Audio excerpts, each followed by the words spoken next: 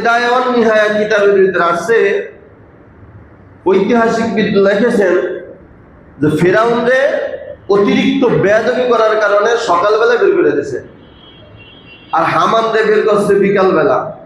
তো ফিরআউন যখন বাড়ির থেকে বের হয়, রাস্তায় গিয়ে হামানের সাথে দেখা। হামান বলতেছে, বন্ধু কই যাও? বলে আমারে বাপ মায় বাইর করে দিয়েছে বাড়িতে। এখন দেহি কই যায়, চোখ যেদিকে যায় ওদিকে যাইতেছে, পোলাপ পাঞ্জে বাপ মায় বাইর করে দিলে আর কোথায় যাবে? হামানরে বলতেছে, দোস্ত তুমি কই যাও? তোমারও যেই গতি আমারও একই গতি, তোমার তো ধমকা বাই করছে আর আমার এলো পিড়ায় বাইর করছে, আমি তোমার থেকেও বেশি বেয়াদব। তা হামান এবং ফিরআউন এই বাড়ির থেকে বের হয়ে গেছে অভিমান করে। তো কোথায় যাবে? কিতাবে লেখে হাঁটতে হাঁটতে হাঁটতে হাঁটতে মিশরে গেছে। কোথায় গেছে? খুব মনোযোগ সহকারে গল্পগুলো শুনবেন, কোনো বানানো কিচ্ছা কাহিনী না। হ্যাঁ, আল্লাহ তাআলা যা ঘটাইছেন তাই বলতেছি। তো মূসা এবং ফিরআউন এবং হামান দুজনে মিশরে গেছে, সারাদিন হাঁটাচলা করছে, ক্ষুধা লাগছে না? তো মিশরে গিয়ে দেখে বিশাল বড় তরমুজ ক্ষেত। তরমুজ খাচ্ছিলেন না? এই মিশরে বিশাল বড় তরমুজ ক্ষেত। তো তরমুজ ক্ষেতের মালিকের পাশে যায় দাঁড়াইছে তারা দুইজন ক্ষুধার্ত অবস্থায়, কিন্তু লজ্জায় কারো কাছে কোনো খাবার চায় না। কিন্তু কিছু মানুষের দাঁড়ানোর স্বভাব দেখলেও বুঝতে পারবেন যে কিছু খাইতে চায়, ঠিক না ভাই? ঠিক। এমন কিছু মানুষ আছে না, এমন ভাবে দাঁড়ায় মনে হয় যে কিছু খাবার খাইতে চায়। তো ওই তরমুজ ক্ষেতের মালিকও বুঝা ফেলেছে এরা কিছু খাইতে চায়। তো তরমুজ ক্ষেতের মালিক বলতে, কিরে তোরা কি তরমুজ খাবি? হ্যাঁ, দিলে তো খাইতাম। সারাদিন হাঁটাচলা করছে, ক্ষুধা লেগে গেছে, ইচ্ছা মতো তরমুজ খাইছে। খাওয়ার পর মালিকে বলতেছে, ফাও ফাও তার খাওয়ানো যাবে না, যদি তোমরা আমার এই তরমুজ খেতে চাকরি করো, একটু গাছ টাছ পরিষ্কার করো, গাছের গোড়ায় পানি দাও, তাহলে খাওয়ানো পাইবা, থাকার জায়গাও হবে, বিনিময়ে কিছু টাকাও পাবা। ফিরআউন আর হামান চিন্তা করে, বাপে বাইর করে দিছে, কি করা যায়, থাইকা যায় এখানেই। সর্বপ্রথম ফিরআউন এই তরমুজ খেতের কামলা হয়েছে। কি হয়েছে? খুব মনোযোগ সহকারে বুঝবেন, ফিরআউন নেতা হইল কিভাবে, আর বর্তমানে যারা নেতা হইতে চান বাটপারি সিটারি করে কেমনে নেতা হইতে হয়, এই ফিরআউন শিক্ষা দিয়ে গেছে। তো তরমুজ ক্ষেতের কামলা ছিল ফিরআউন সর্বপ্রথম। কিছুদিন তরমুজ ক্ষেতের কাম করছে, অনেকদিন পর্যন্ত করছে। করার পর হঠাৎ একটা বিজ্ঞপ্তি আসছে যে কবরস্থানের দারোয়ানের চাকরি নিবাকে একটা বিজ্ঞপ্তি পেয়েছে। হামান যে ফিরআউন থুইয়া, ফিরআউন কিন্তু মারাত্মক শিক্ষিত ছিল, আর হামান্নার মাথায় ছিল যত কুটনামি বুদ্ধি আর শয়তানি বুদ্ধি, কিন্তু ফিরআউন কিন্তু খুব অত্যন্ত উর্বর একজন লোক ছিল, ভালো ফিরানি লোক ছিল। ওই ফিরআউন তিনি হামানরে রাইখা তিনি গেছেন আপনার ওই কবরস্থানে ডিউটি করার জন্য, দারোয়ানের দায়িত্ব পালন করার জন্য। তো ওখানেও কিছুদিন থাকলেন। থাকার পর আল্লাহর কি কুদরত, দেশের ভিতরে মহামারী দেখা দিছে। কি দিছে? মহামারী দেখা দিছে। আর মহামারী যখন দেখা যায় দেখবেন মানুষ কিন্তু সমানে মরে, ঠিক না ভাই? ঠিক। করোনায় আমাদেরকে দেখা দিছিল না? হ্যাঁ, এই করোনায় কিন্তু অনেক মানুষ মারা গেছে না? এই যে করোনা, ডায়রিয়া, হ্যাঁ, হঠাৎ করে আল্লাহ তাআলার পক্ষ থেকে একটা গজব, এটা যখন আসে মহামারী, তখন কিন্তু মানুষ কিন্তু দাঁড়ছে মরে, ঠিক না ভাই? ঠিক। এত পরিমাণে মানুষ মারা যাইতেছে, ফিরআউনেরও মাথার গরম হয়ে গেছে গা, দায়িত্ব বাইরে গেছে গা। আরে বারবার গেট খোলা, বারবার কবর আপনার দাফন করা, বিরক্ত হয়ে গেছে গা। তো ফিরআউন রাগ করে বলতে চায় আর গেট খোলা হবে না। এইটা কি কোন, আপনাদের রাখছেই তো দারোয়ানগিরি করার জন্য, কবরস্থানে মুদ্দাদেরকে দাফন করার জন্য, আপনি গেট খুলবেন না? মানে দৈনিক কি তোমাদের জন্য কতটুকু পর পর আসবা আর কতটুকু পর পর গেট খুলবা? না, এটা পারবো না। তাহলে কি করলে আপনি গেট খুলবেন? পৃথিবীর ভিতরে সর্বপ্রথম ঘুষের আদান প্রদান শিক্ষা দিছে ফিরআউন। নাউজুবিল্লাহ বলেন। কত বড় নিকৃষ্ট চিন্তা করেন এই ফিরআউন। তো ফিরআউন বলতেছে, কি করলে খুলবা?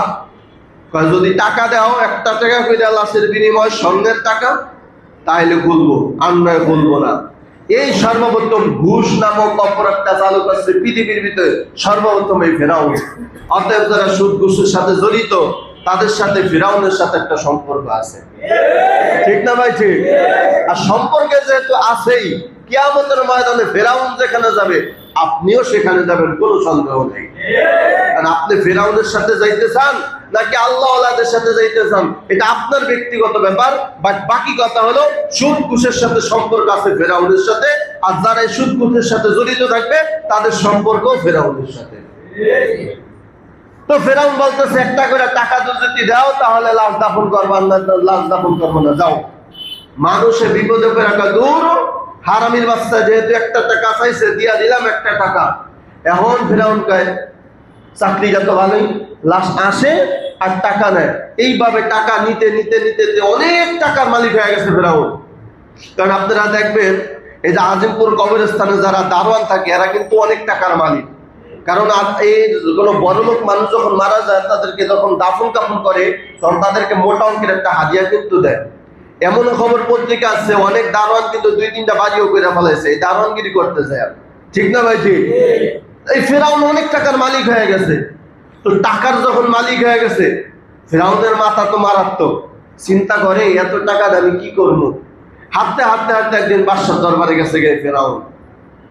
এই বাদশার দরবারে যাওয়ার পর বলতেছে, বাদশা আমি অনেক টাকার মালিক, এই টাকা আমি কি করব, আমার তো রাখার কোনো জায়গা নেই। আপনি একটা কাজ করেন, আপনার দেশের ভিতরে যেই সমস্ত মানুষগুলো গত বছরে খাজনা ক্লিয়ার করতে পারে নাই অভাবের কারণে, আমি এই সমস্ত গরিব দুঃখীর মানুষের খাজনা 1 বছরের খাজনা পরিশোধ করে দিব, আপনি একটা ঘোষণা দেন। বুঝতেছেন? খুব মনোযোগ সহকারে বুঝবেন ফেরাউন কিভাবে নেতা হইল। তো বাদশাহ কয় আপনি কোথা থেকে আইছেন? আমি কোথা থেকে আইছি তা আপনার জানার দরকার নেই। আপনি একটা কাজ করেন, মানুষদেরকে একত্রিত কইরা বলেন যারা খাজনা দিতে পারে নাই গত বছরের অভাবের কারণে, এদের খাজনাটা আমি আমার পক্ষ থেকে পরিশোধ করে দেব। তো ওই সময় তো আর মাইকের সিস্টেম ছিল না, ওই ঢোল বাজাইছে। ঢোল পিটায় সমস্ত মানুষকে একখানে করছে, একত্রিত করার পর বলতেছে এই তোমরা গত বছর কারা কারা খাজনা দাও নাই? তো অনেকে বলতেছে যে আমরা তো অভাবের কারণে খাইতেই পারি নাই, খাজনা কোথা থেকে দেবো? টেনশন করো না, তোমাদের সমস্ত খাজনা এই ব্যক্তির পক্ষ থেকে পরিশোধ করা হবে, তোমরা তার থেকে টাকা নিয়ে তোমাদের 1 বছরের খাজনা পরিশোধ করে দাও। লোকেরা তো চিন্তা বলেছে রে এটা তো এই বাটপার, যখন লাশ দাফন করতে গেছি টাকা ছাড়া তো লাশ দাফন আমাদেরকে করে নাই। হ্যাঁ আমাদের কি টাকা পয়সা দিব, তো বাটপারি করতেছে। ফেরাউন একটা মাইক নিয়ে একটা ভাষণ দিল। ভাষণটা কি জানেন? ফেরাউন ভাষণ দেওয়া কয় আমি তো তোমাদের কাছ থেকে টাকা নিছিলাম ঠিকই, কিন্তু এই টাকাটা আমি কি করবো? আমার তো টাকার কোনো দরকার নাই, আমি টাকা তোমাদের খেদমত করার জন্য নিয়ে আসি। যাও তোমরা যারা গত বছর খাজনা দিতে পারো নাই, আমার পক্ষ থেকে সব 1 বছরের খাজনা আমি তোমাদেরকে দিয়া দিলাম। যখন দিয়া দিছে মানুষ সুনাম আর সুনাম, সুনাম আর সুনাম। কারণ কি? মানুষের একটা বৈশিষ্ট্য আছে, যদি খাওয়াইতে পারে তার নাম বেশি হয়। কি ঠিক না ভাই? ঠিক ধরে কন। কেউ যদি 1 কাপ চা খাওয়াইতে পারে ভোট কারে দিবি, আমদানি তো দেওয়া লাগবো। কথা ঠিক না ভাই? ঠিক। সারাদিন শুধু তার নাম। বাংলাদেশের মানুষের চরিত্র, ভোট হইলো একটা, হে ওয়াদা দাও 30 জনের, ঠিক না ভাই? ঠিক। চা যখন খাইছে সারাদিন তার নাম। আবার কেউ যদি দুধ খাওয়ায় তাহলে চা ওয়ালারে ভুইলা যায়। আবার কেউ যদি একটা রসগোল্লা খাওয়ায় ওই দুধ ওয়ালারে ভুইলা যায়, ঠিক না ভাই? ঠিক ধরে কর। মানুষ খাইতে পারলে খুব খুশি। তো 1 বছরে খাজনা যেহেতু পরিশোধ করে দিয়েছে ফেরাউন, মানুষের মুখে সুনাম আর সুনাম ফেরাউনের। আরে এই মানুষটা কোনো পদে না থেকে আমাদের 1 বছরে খাজনা পরিশোধ করে দিছে, আল্লাহ যদি কবুল করতো, এই মানুষটা যদি আমাদের দেশের রাজা হইতো আমাকে মাথায় তুলে রাখতো। কি করতো? মাথায় তুলে রাখতো। ফেরাউন এইভাবে যখন মানুষের মানব সেবা কিছুদিন করলেন, আল্লাহর কি কুদরত, কিছুদিন কয়েক বছর পরে ওই দেশের মন্ত্রী মারা গেছে। কে মারা গেছে? মন্ত্রী মারা গেছে। খবর যখনই ফেরাউন পাইছে সাথে সাথে ফেরাউন ইলেকশনে দাঁড়ায় গেছে। কি করছে? ইলেকশনে দাঁড়ায় গেছে ফেরাউন। দাঁড়ানোর পর মানুষ একজন আর একজনে বলা বলি করতে চায় কারে ভোট দিবি, কারে ভোট দিন মানে যে কোনো পদে নাই, মেম্বার না, চেয়ারম্যান না, এমপি না, সে এত জনদরদি হইয়া আমাদের 1 বছরে খাজনা পরিশোধ করে দিছে। আরে ভোট তো তারই দেওয়া দরকার, সে যদি মন্ত্রী হয় আমাদেরকে মাথায় তুলে রাখবে, ঠিক না ভাই? ঠিক। চিন্তা করেন, খুব ভালোভাবে চিন্তা করেন। এরপরে বিপুল করে ফেরাউন পাস। আগে কি ছিল? তরমুজ ক্ষেতের কামলা। কি ছিল? তরমুজ ক্ষেতের কামলা। এরপরে করলো কবরস্থানের দারোয়ান। এরপরে চলে আসলো মানব সেবায়। এখন মানুষের ভোট পায় আসে, দেশের মন্ত্রিত্বের দায়িত্ব পেয়ে গেল এই ফেরাউন। যখন মন্ত্রী হয়ে গেছে, ফেরাউনের মাথা তো মারাত্মক। এখন প্রজাদের সাথে কোনো খারাপ ব্যবহার করা যাবে না, খালি মানুষে খাওয়ায় আর সুনাম, খাওয়ায় আর সুনাম, খাওয়ায় আর সুনাম। আল্লাহর কি কুদরত! কিছুদিন পরে আপনার বাদদেশের কারণে ওই দেশের বাদশাহ মারা গেছে। বাদশাহ যখন মারা গেল, এবার ফেরাউন একটা ঘোষণা দিল, কিও বাদশাহ তো মারা গেল, এখন কি ইলেকশনে করব না কি করব, তোমরা পরামর্শ দাও। সব মানুষ একজোটে কয়, হুজুর ইলেকশন দেওয়ার দরকার নাই, আপনিই প্রধানমন্ত্রী হয়ে যান, এটা আমাকে মনে আছে। আসমান নাইঙ্গা খাড়া পড়ছে নি, কথা কয় না? কপাল খুলছে না ফেরাউনের? এই ফেরাউনের কপাল। সবাই একজোট, সমস্ত জনগণ একজোট হয়ে বলল যে ভোটাভুটির কোনো দরকার নাই, আমরাও মনে চাইছিলাম আপনি প্রধানমন্ত্রী হন, আপনি এখন সুযোগ আছে, আপনি প্রধানমন্ত্রী হয়ে যান। ছিল মন্ত্রী, এখন প্রধানমন্ত্রী। দেশ এখন ফেরাউনের হাতে। কার হাতে? ফেরাউনের হাতে। ফেরাউনের বন্ধু আছে একটা, কি নাম? কি? হামান। হামানরে ডাক ডাকা, বন্ধু তুমি কই? আমি তো সেই তরমুজ ক্ষেতের কামলা, কতটা কামলাগিরি করা লাগবো না, আমি এখন দেশের প্রধানমন্ত্রী, খালি আছে মন্ত্রী, তুই বস মন্ত্রিত্বে, দেশ তোর আর আমার। ঠিক না ভাই? ঠিক ধরে কর। এই হলো ফেরাউনের হিস্টোরি। যখন প্রধানমন্ত্রী হয়ে গেল, কিছুদিন পর একটা কথা মনে রাখবেন, সব সময় মনে রাখবেন, যারা আঙ্গুল ভুইলা অল্প বয়সে কলা গাছ হয়ে যায়, অল্প দিনের ভিতরে কোটি কোটি টাকার মালিক হয়ে যায়, এদের ভিতরে কিন্তু একটা পেরেশানিও কাজ করে। এদের কিন্তু রাত্রে ঘুম হয় না, ঠিক না ভাই? ঠিক। কারণ হঠাৎ করে এত টাকার মালিক, এত ডাইরেক্ট 1 লাখ দেওয়া ক্ষমতায়, পিছনে তো শত্রু আছে না নাই? ফেরাউনেরও ঘুম হয় না, টেনশন, চিন্তা করতেছে, আমি যে মুহূর্তের ভিতরে এত বড় রাজত্বর মালিক হয়ে গেলাম, আমার রাজত্ব টিকবনি। এই চিন্তা করে কিতাবের ভিতরে লেখেন কমপক্ষে 400 গণক, এই যে হাত গণনা করে না, এই হাত গণক, এই গণক 400 গণকরে গণনা করতে বললো ফেরাউন। এই তোরা দেখ তো গণনা করে আমার পিছনে কোনো শত্রু আছে কিনা, আমি তো হঠাৎ মন্ত্রী হয়ে গেলাম, মানুষের উপরে জুলুম করে আমি তো মন্ত্রী হয়ে গেলাম, আমার তো ভিতরে একটা ভয় কাজ করতেছে, দেখ তো আমার মন্ত্রিত্ব থাকবো কিনা, রাজত্ব থাকবো কিনা। সব গণক গণনা করছে, গণনা কইরা সবার চেহারা মলিন। ফেরাউন কয় টাকা বাড়ায় দিমু, চেহারা মলিন করলা কেন, বলো কি সমস্যা? এবার গণকরা বলতেছে, বাদশাহ মহোদয় লক্ষণ বেশি ভালো না, লক্ষণ বেশি ভালো না, লক্ষণ বেশি ভালো না। কয় কেন? কয় শুধু আপনার রাজত্ব না, আপনাকে সহ একজন ব্যক্তি ধ্বংস করবে, যার নাম হযরত মূসা আলাইহিস সালাতু ওয়াস সালাম। সুবহানাল্লাহ, জোরে বলবেন না?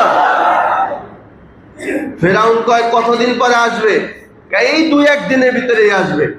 সাথে সাথে ফেরাউন একেবারে গদির থেকে পয়রা মাটির ভিতরে আছাড় খেয়ে বসে। কয় কি সর্বনাশ, আমার রাজত্ব সহ আমাকে ধ্বংস করবে, এটা মেনে নেওয়া যাবে না। কি করব? সমস্ত বাহিনীকে গ্রামে গঞ্জে বন্দরে সব জায়গায় সেটেল করে দিছে। কোন অন্তঃসন্তান নারীর যদি ছেলে সন্তান প্রসব করে, সাথে সাথে তারে জবাই করে নীল নদে ভাসায় দিবা। নাউজুবিল্লাহ বলেন সবাই। এই কুখ্যাত সন্ত্রাসী ফেরাউন এইভাবে শিশু জবাই করতে করতে কিতাবে লেখে 90,000 শিশু জবাই করছে। কত হাজার? 90,000 শিশু জবাই করছে। একজন ব্যক্তিকে দুনিয়াতে যেন আসতে না পারে। আপনারা বলেন, যেই রাস্তা আল্লাহ খুলতে চায়, পৃথিবীর কোন শক্তি রাস্তা বন্ধ করতে পারবে? পারবে? আল্লাহ পাক রব্বুল আলামিন এই 90,000 জবাই করতেছে, নীল নদীতে ভাসাইতেছে। এই জবাই করার ভিতরেই আল্লাহ তাআলা মূসা পয়গম্বরকে দুনিয়াতে পাঠিয়ে দিলেন। মূসা আলাইহিস সালাতু ওয়াস সালাম যখন দুনিয়াতে আসলেন, মা খুব ভয় পাইতেছে, কারণ শুনতে পাচ্ছে ফেরাউনের বাহিনী পুত্র সন্তান পাইলে জবাই করে নীল নদে ভাসায় দেয়। মা টেনশন, হায় রে আমার সন্তান মূসারে আমি কিভাবে লালন পালন করব, যেই কোনো সময় ফেরাউনের বাহিনী চলে আসতে পারে। এইভাবে মায় ভয়ে ভয়ে কিছুদিন লালন পালন করলেন। ফেরাউন 90,000 শিশু জবাই করার পর আবার গণনা করতে বলছে, এই গণক গণনা কর, দেখ আমার শত্রু মারা গেছে কিনা। গণকরা গণনা করে, হুজুর মারা তো যায় নাই, আপনার শত্রুর বয়স 3 মাস। সুবহানাল্লাহ বলেন। আপনার শত্রুর বয়স কত? 3 মাস। ফেরাউন আশ্চর্য হয়ে গেল, এত জবাই করলাম, এরপর আমার শত্রু বেঁচে থাকে কিভাবে? আবার গণে গঞ্জে বন্দরে সব জায়গায় সেনাবাহিনী বিভিন্ন বাহিনী পাঠিয়ে দিচ্ছে, যাও যেখানে পুরুষ ছেলে পাইবা সাথে সাথে হত্যা করবা, 3 মাসের বয়সের সন্তান পাইলেও হত্যা করবা। এই আইন যখন জারি করে দিছে, আবার বিভিন্ন কায়দায় এই পুত্র সন্তানগুলোকে জবাই করা নীল নদে ভাসায় দেয়। কিতাবের ভিতরে লেখে, হঠাৎ করে একদিন মুসা আলাইহিস সালামের বাড়ির দিকে ফেরাউনের বাহিনী রওনা। মুসা আলাইহিস সালামের বড় বোন ডাক ডাক, আম্মা জান, ওই যে ফেরাউনের বাহিনী আসতেছে, মনে হয় আমার ভাই মুসাকে জবাই করার জন্য আসতেছে। মুসা পয়গম্বরের মা আল্লাহর কাছে দোয়া করে, আল্লাহ আমার কলিজার টুকরা সন্তান ফেরাউন জবাই করে ফেলবে, আল্লাহ আপনি আমার একটা বুদ্ধি দেন, আমি কি করতে পারি? অমনি গাইবে আওয়াজ, আল্লাহ পাক রব্বুল আলামিন ডাক ডাক, ও মুসার মা টেনশন করবা না, আমি আল্লাহর পক্ষ থেকে অর্ডার দিলাম, তোমার সন্তানকে তুমি চুলার ভিতরে ঢুকায়া দাও। সুবহানাল্লাহ। বলেন তো আপনারা চুলার ভিতরে যদি মানুষ যায় পুড়ে না বাঁচে? পুড়া যায় না। মুসা আলাইহিস সালামের মা অর্ডার পাওয়া মাত্র কোন দিক না পেয়ে সাথে সাথে যখন চুলার ভিতরে ঢুকায়া দেয়, ফিরাউনের বাহিনী ঘরে আসলেন, ঘরে আইসা তল্লাশি করলেন, সব জায়গায় করলেন। আপনারা বলেন চুলার কাছে যাইবনি? যাইবো না? না, চুলার কাছে আর যায় নাই। যখন ফিরাউনের বাহিনী ঘর থেকে চলে যায়, মুসা নবীর মা কাঁদতেছিল, মনে হয় আমার কলিজার টুকরা সন্তানটা পুড়ে মনে ছাই হয়ে গেছে। কিন্তু মুসা নবীর মা চুলার ভিতরে তাকায় দেখে, মুসা নবী পোড়া তো দূরের কথা, মুসা নবী মুস্কি মুস্কি হাসে, একটা পশম পর্যন্ত পড়ে নাই। মুসা পয়গম্বর এর মা চিন্তা করতেছে কতদিন এইভাবে সন্তানকে লুকিয়ে রাখা যায়। এইভাবে চিন্তা করতে রাতের বেলা ঘুমায়া যায়। আল্লাহ পাক রব্বুল আলামিন মুসা পয়গম্বরের মায়ের স্বপ্নে দেখায়, ও মুসার মা চিন্তা করিও না, তুমি একটা কাজ করো, সুন্দর একটা বাস্ক বানাও, একটা সিন্দুক বানাও, এই সিন্দুক বানাইয়া ওই সিন্দুকের ভিতরে তোমার সন্তান মুসারে তুমি ঢুকাইয়া নীল নদে ভাসায় দাও, আমি আল্লাহ তোমার দুধ খাওয়াইয়া আমি আমার কুদরতের নবী মুসাকে আমি আল্লাহ হেফাজত করব। আল্লাহ পাক রব্বুল আলামিন যখন স্বপ্নে দেখাইলেন, মুসা নবীর মাকে একটা বাস্ক বানায়। সকালবেলা মুসা নবীর মা ঘুম থেকে ওঠা মাত্র দেখে একজন ফেরিওয়ালা বাড়ি দিয়া যায় আর বলে, কে আসেননি? আমি একজন ফেরিওয়ালা, আমি সুন্দর সুন্দর বাস্ক বানাই, আমি সুন্দর সুন্দর সিন্দুক বানাই। মুসা নবীর মায়ে কয়, গতকালকে স্বপ্ন দেখলাম আমি, আর আমার এই স্বপ্নের মনের খবর এই ব্যক্তি কেমনে জানে? আর শুধু বেড়াদেরকে ডাক দেয় না, পুরুষদেরকে ডাক দেয় না, শুধু মা বোনদেরকে ডাক দেয়। জোরে কোন সুবহানাল্লাহ। ওই মিস্ত্রি ডাক দেয়, কে আছেন মা গো? আমি একজন ফেরিওয়ালা, আমি সুন্দর সুন্দর বাস্ক বানাই। মুসা নবীর মা ডাক দেয়, ওরে মিস্ত্রি তুমি কি বানাও? বলে, আম্মা জান আমি সুন্দর সুন্দর বাস্ক বানাই, যাতে সন্তান রে ওই সিন্ধুকে বইরা নীল নদে ভাসায় দিতে পারে। জোরে কোন সুবহানাল্লাহ। মুসা নবীর মা বলে, স্বপ্ন দেখলাম আমি, আমার স্বপ্নের খবর এই ব্যক্তিটা কিভাবে জানে? ডাক ডাকে, বাবা আমার সুন্দর একটা বাস্ক বানায় দাও, আমার সুন্দর একটা সিন্দুক বানায় দাও।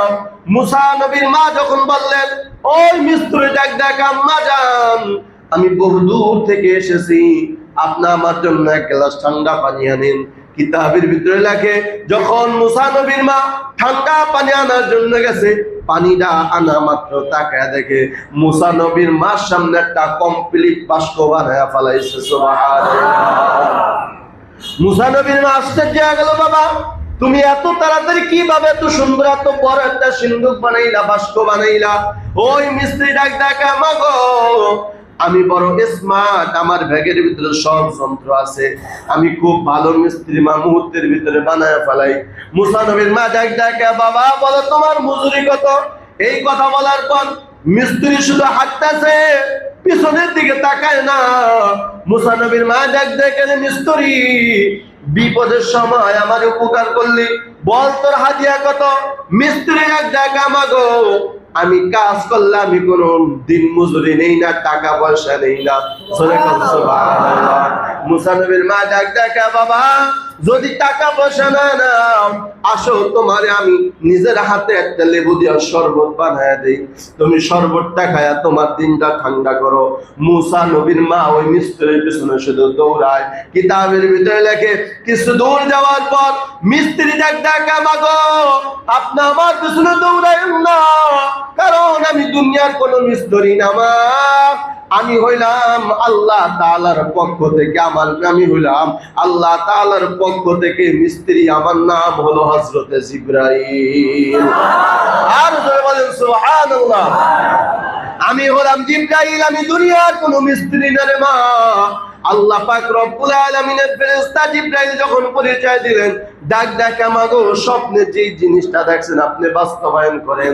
কিতাবের ভিতরে লেখে মুসা আলাইহিস সালাতু ওয়াস সালামকে তার মা যখন সিন্ধুকে বইরা নীল নদের ভিতরে ভাসা দেয়, আল্লাহ তাআলা স্বপ্নের ভিতরে ফেরাউনের স্ত্রী আসিয়ার আল্লাহ তাআলা স্বপ্ন দেখায়, আসিয়া আগামী কালকে তোমার ঘাটের পাশে একটা সিন্ধুক আসবে, তার ভিতরে একটা বাচ্চা থাকবে, তুমি ওই বাচ্চাটাকে পালবা। জোরে কোন সুবহানাল্লাহ। কিতাবের ভিতরে লেখে পরের দিন সকালবেলা ফেরাউনের স্ত্রী আসিয়া ঘুম থেকে ওঠার পর শুধু নদীর পাড়ে বসে থাকে, কখন বাষ্প আসবে, কখন বাষ্প আসবে অপেক্ষায় আছে।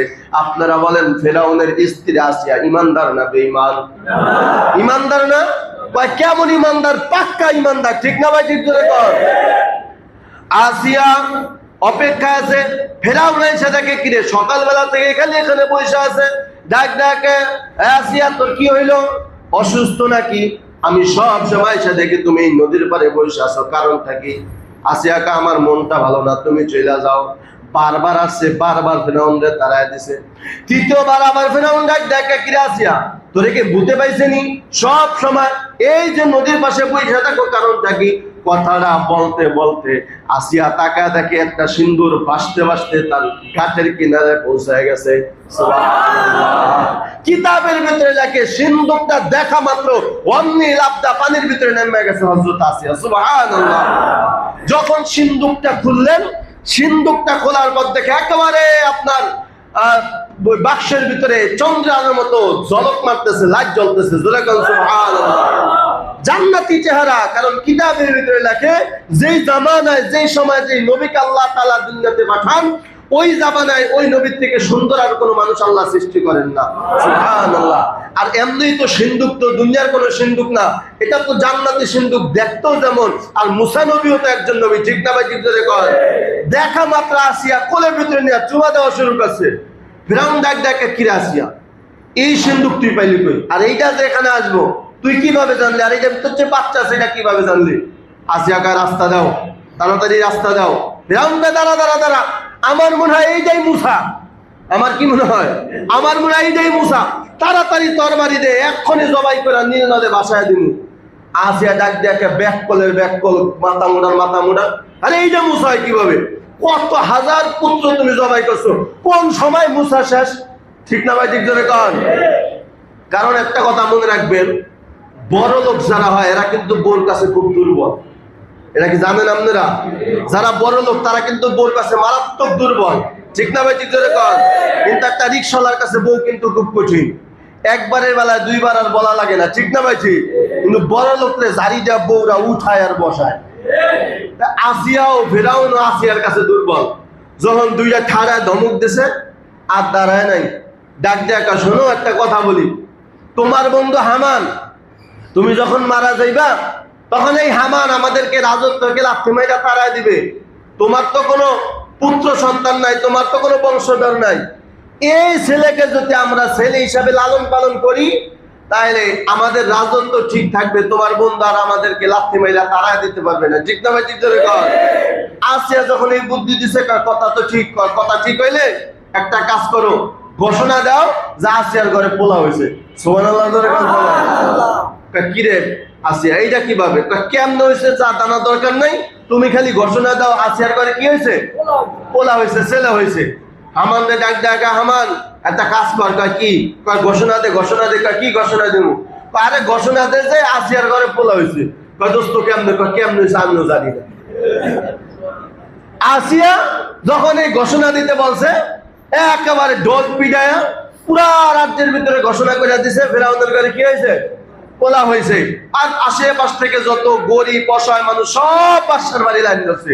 কারণ আগেরকার যেমন একটা নিয়ম ছিল, বাদশাদের যখন পুত্র সন্তান হইতো তখন মানুষকে খুশি করে তাদেরকে টাকা পয়সা স্বর্ণ অলংকার তারা দান করতো।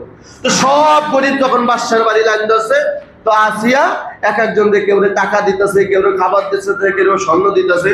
ফেরাউন ডাক ডাকা, হ্যাঁ যেইভাবে দান করা শুরু করছে তো রাজত্ব থাকবো না। ডাক ডাকা আসিয়া একটু কমায় দে। দূর মাথা মোড়া, তুমি কিছু বোঝো না? আমি যদি কমায় দিই তাহলে তো মানুষ মনে করবে এইটার আমি পালক আনছি, এইটা তোমার নিজের পোলা না, এজন্য বেশি বেশি করে দান করা দরকার। জোরে কান সুবহানাল্লাহ। এই কিছুদিন পরে দান করার পরে মুসা আলাইহিস সালাতু ওয়াস সালাম ফেরাউনের ছেলে হিসাবে স্বীকৃতি পাইল। জোরে কান সুবহানাল্লাহ। এখানে একটা কথা বলে রাখি, যেই মুসাকে ধ্বংস করার জন্য দুনিয়াতে যেন আসতে না পারে 90,000 শিশু জবাই করেছে, আল্লাহ তাআলা তো ইচ্ছা করলে মুসা নবীর মার ঘরে রেখেও তো তারা লালন পালন করতে পারতেন। আল্লাহ তাআলা পারতেন না? কিন্তু যখন এই ফেরাউন বেড়াগিরি দেখাইছে, অতিরিক্ত বেয়াদবি করছে, আল্লাহ তাআলা কয় রাখ, তোর ঘরেই লালন পালন করাবো। ঠিক না ভাই? রিকজরে কর। তোরটা খাওয়াবো, তোরটা পরাইয়া শরীরে শক্তি বানাইয়া এরপর আমার পক্ষ থেকে তোরে দাসাজ করে দেবো। ঠিক না ভাই? জি। এইভাবে যখন মুসা আলাইহিস সালাতু ওয়াস সালামের ফেরাউনের সন্তান হিসেবে মুসা নবী স্বীকৃতি পেয়ে গেছে। জোরে কোন সুবহানাল্লাহ। এইভাবে লম্বা ঘটনা মাঝখানে ছেড়ে দিলাম। এরপরে 1 বছর 2 বছর 3 বছর যখন হয়ে যায় মুসা নবীর বয়স, এই 3 বছরের ভিতরে একবারও মুসা নবীরে ফেরাউন কোলে লয়নি। একবারও কারণ এর ভিতরে হলো ভয়। মুসা নবী দিয়ে খালি বোরকায় চায় আর কয় আমি জানি তুই মুসা, আমার বোর কারণে কিচ্ছু বলতে পারি না। ঠিক না ভাই? ঠিক। খালি ভয় পায় ফেরাউন মুসা নবীরে দেখলে, একদিনও কোলে লয় না। কিতাবের ভিতরে লেখে আসিয়া একদিন ডাক দেয়া কয়, তুমি তো খালি হামাইনার কথা ওইটা আর বসো, 3টা বছর হয়ে গেল ছেলেটার, একবারও যে কোলে লইলা না। মানুষ কি মনে করে? মানুষ তো মনে করে তুমি এটা পালক আনছো, একটু কোলে নিয়ে হাঁটাহাঁটি করো, মানুষ যাতে বুঝে এটা তোমার সন্তান। ঠিক না ভাই? জি। যখন আসিয়া রাজকীয় পোশাক পরাই, এমনি তো জান্নাতে চেহারা মুসা নবীর, যখন সুন্দর করে সাজায়া পরাইয়া রাজকীয় পোশাক পরাইয়া ফেরাউনের কাছে যখন নিছে, দেখবেন মানুষের একটা অভ্যাস হলো সুন্দর দেখলে একটু চুমা দিতে মনে চায়। ঠিক না ভাই? জি। ছোট বাচ্চা কাচ্চা চেহারা সুন্দর থাকলে চুমা দিতে মনে চায় না? তো ফেরাউনের কাছে যখন মুসা নবীকে সাজায় আনছে, মুসা নবীরে ডাক ডাকা একটু কোলে নিয়ে একটু হাঁটাহাঁটি করো। মুসা নবীরে দেখাও ফেরাউনের একটু লোভ লাগছে, একটা চুমা দেয়। কি করি? চুমা দেয়। কিতাবের ভিতরে লেখে যখন এই মুসা নবীকে চুমা দেওয়ার জন্য ফেরাউন মুখ সামন দিকে বাড়াইছে, মুসা নবীর বয়স 3 বছর, ওই বয়সে ডান হাত দিয়া দাড়ি ধরছে, বাম হাতটা এমন জোরে এক চেহর মারছে, কিতাবে লেখছে ও মা গো যে চিল্লানি দিছে তার আওয়াজ 4 কিলোমিটার দূরে গেছে। আরো জোরে বলেন আল্লাহু আকবার। এই হলো মুসা। মুসা নবী কিন্তু মারাত্মক নবী, মারাত্মক গরমওয়ালা নবী। কিতাবের এক কিতাবে আছে মুসা নবী কিন্তু আজরাইলের থাবত দিয়ে চোখ ফালাইয়া দিছে। সুবহানাল্লাহ বলবেন না? যে আজরাইল মানুষের জান কবজ করে, আজরাইলে মুসা নবী থাপ্পড় দিয়ে চোখ ফালাইয়া দিছে। আপনারা মনে করেন না যে আজরাইলের আর চোখ নাই, চোখ কিন্তু আবার লাগানো হয়েছে। সুবহানাল্লাহ বলেন। তো ফেরাউন যখন এইভাবে থাপ্পড় মারছে, ও মাগো কয়ে চিল্লান দিচ্ছে, সব বাহিনী মনে কাছে আরে বাচ্চারে মনে মাইরা ফেলাইছে। সবাই দৌড়েছে, বাচ্চা কি হয়েছে কি হয়েছে? বলবো যে পোলা আমার থাপড় দিছে? কথা না বলবে? যখন থাপ্পড় মারছে, হ্যাঁ দেখ না কিচ্ছু নেই, কিচ্ছু নেই, এভাবে যখন মানুষকে তাড়াই দিছে, তাড়াতাড়ি আসে রে ডাক দেখ আসিয়া তরবারি দিয়ে এই মুহূর্তে জবাই করে নীল নদী ভাষায় দিমু। কাকিয়া তুমি এমন হঠাৎ গরম হয়ে গেল? গরম হয়েছে গিল্লি, তুই বুঝো নাই যে যেই জোরে চিল্লানি মারছি, তুমি যে একটা পাড়ার মতন গলা বেবানি চিল্লানি মারছো, এটা তো আওয়াজ পেয়েছিস, চিল্লানি মারছো গিল্লিগা। তোমার এই পোলায় আমার এমন থাপ্পড় মারছে, আমি জীবনে দিনের বেলা তারা দেখি নাই, আমি দিনের বেলা তারা দেখছি।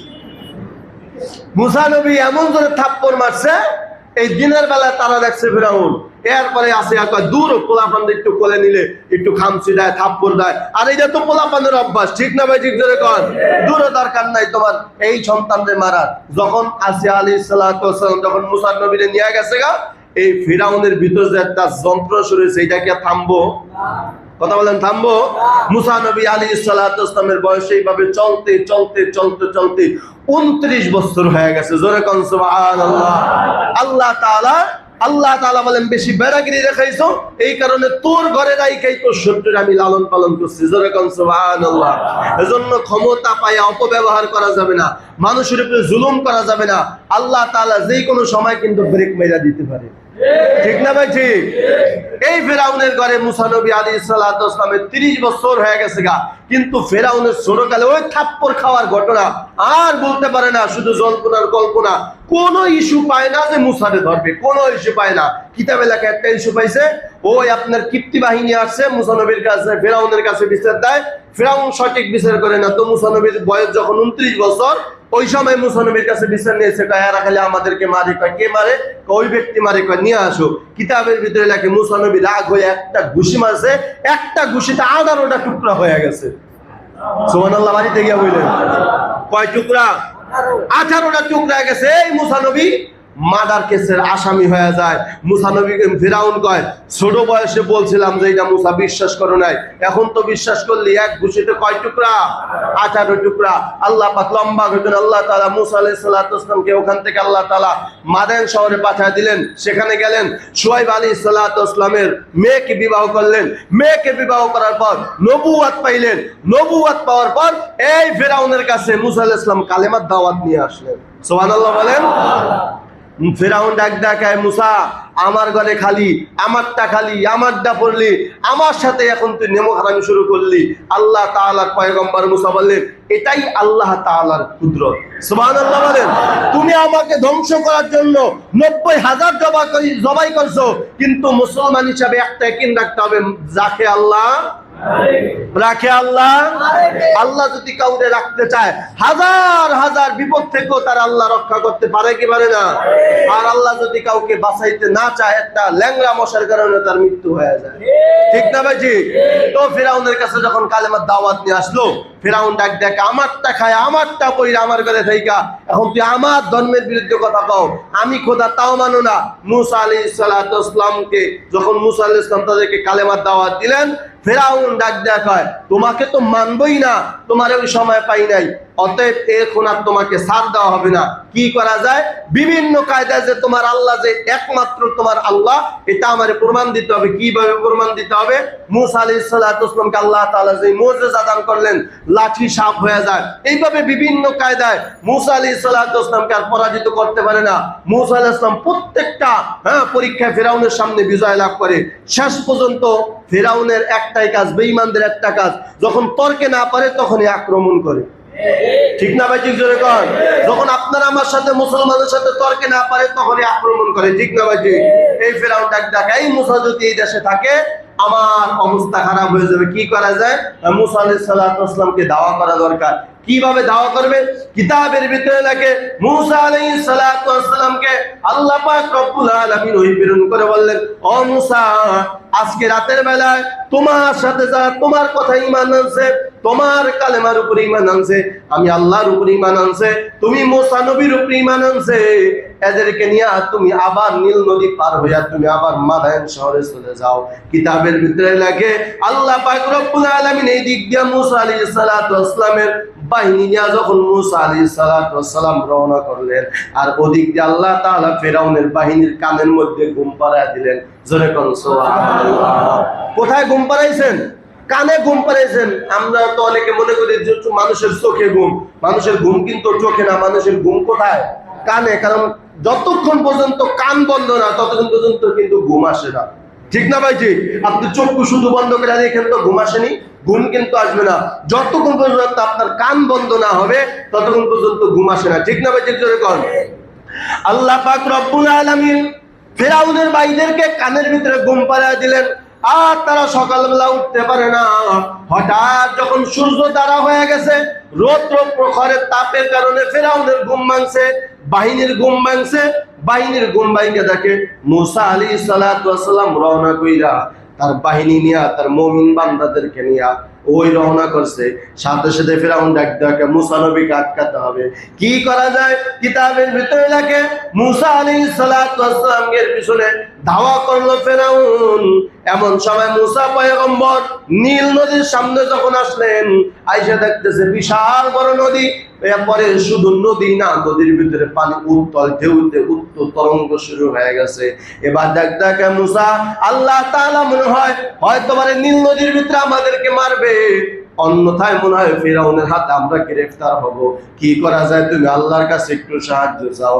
মুসা আলাইহিস সালাতু ওয়াস সালাম আল্লাহ তাআলার কাছে দোয়া করলেন, আল্লাহ সাহায্যের ব্যবস্থা করে দেন। আল্লাহ তাআলা দেখে মুসা, তোমার হাতের ভিতরে যে লাঠি আছে, লাঠিটা নদীর ভিতরে বাড়ি মারো। কিতাবের ভিতরে লেখে বাড়িটা দেওয়া মাত্র একটা আর দুইটা না, 12টা রাস্তা আল্লাহ তাআলা তৈরি করে দেন। কয়টা রাস্তা? 12টা রাস্তা। কয় কেন? কয় মুসা নবীর গোত্র ছিল 12টা, কয় না?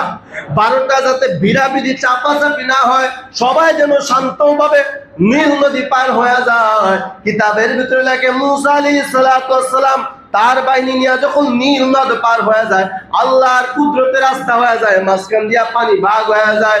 আল্লাহু আকবার! এত সুন্দর রাস্তা আমার আল্লাহ করে দিলেন। মুসা আলাইহিস সালাতু ওয়াস সালাম তার বাহিনী নিয়ে যখন ওপার চলে গেলেন, ফেরাউন এবার নীল নদের সামনে এসে ফেরাউনে ডাক দেয়া কয়, দেখ শুনি আল্লাহ তাআলা বলে না, কয় দেখ আমার বাবারা কত ভালো ছিল, তোদের জন্য একটা রাস্তা করে দিছে। জোরে করে নাউজুবিল্লাহ।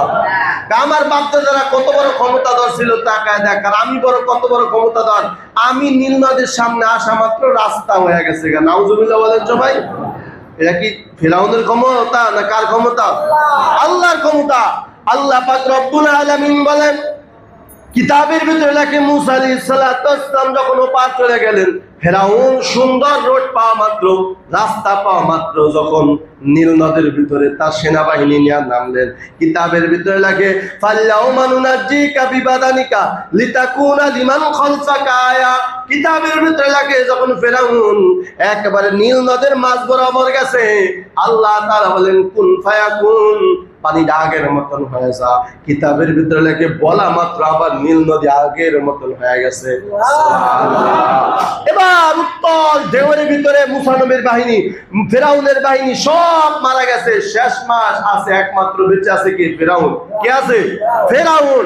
তো একবার যখন এই ফেরাউন নিজেকে খোদা দাবি করেছিল, আল্লাহ তাআলার পক্ষ থেকে আল্লাহ মানুষরূপী জিবরাইলকে পাঠিয়েছিলেন, যাও তুমি গিয়া ফেরাউনরে বলবা যে আল্লাহ দুনিয়াতে ফেরাউন তুমি খোদা থাকা সত্ত্বেও কেউ যদি খোদা দাবি করে তার শাস্তি কি?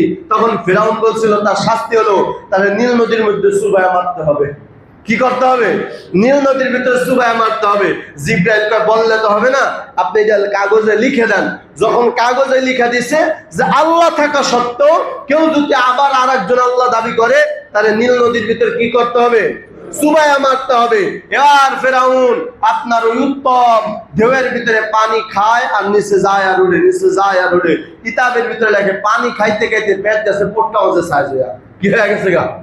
পোটকা মাছ হয়ে গেছে গা, একবারে পেট ফুললা। কিন্তু শেষ মাছ দেখছে যে আর উপায় নাই, তখন বলতেছে আল আন আল আনা ফাল্লাউমা নুনাজ্জিকা বিবাদানিকা লিতাকুনা লিমান খালফাকা আয়া ওয়া ইন্না কাসীরাম মিনান নাসি আন আয়াতিনা লাগাফিলুন। ফেরাউন দেখলার উপায় নাই, এমন সময় বলতেছে আল্লাহ আমি ঈমান আনলাম ওই ইলাহের উপর যার উপর ঈমান ছিল মুসা নবী। কার? কোন নবী? মুসা নবী। আল্লাহরে বুঝাইতেছে, আপনি যদি না বুঝেন তাহলে এইভাবে বুঝেন, আমি ওই আল্লাহর উপর ঈমান আনলাম যে আল্লাহর উপর ঈমান আনছে মুসা নবী। তো আল্লাহ পাক রব্বুল আলামিন যখনই কালেমা পড়বে ভাব, যখনই শুধু বলছে লা ইলাহা ইল্লাল্লাহ, মুসা কালিমুল্লাহ বলার আগেই আল্লাহ পাক রব্বুল আলামিন কুদরতে ফেরেশতা জিবরাইল এসে মুখের ভিতরে কাদা ঢুকায় দিবেন। আল্লাহ তাআলা বলেন ফেরেশতা জিবরাইল একবার যদি কালেমায় ফেরাউন পড়ে, আমার একদিন না একদিনের জান্নাতে নিতে হবে। ঠিক না ভাই, ঠিক জোরে কর। অতএব পরে কালেমা পড়ার সুযোগ দেওয়া যাবে না। সাথে সাথে জিবরাইল আলাইহিস সালাতু ওয়াস সালাম সেই ওর হাতের লেখা চিঠিও সামনে দেখাইয়া বলে, এই দেখো তোমার লেখা সেই শাস্তি এখন তোমাকে দেওয়া হবে। তুমি বলছিলে আল্লাহ থাকা সত্ত্বেও কেউ যদি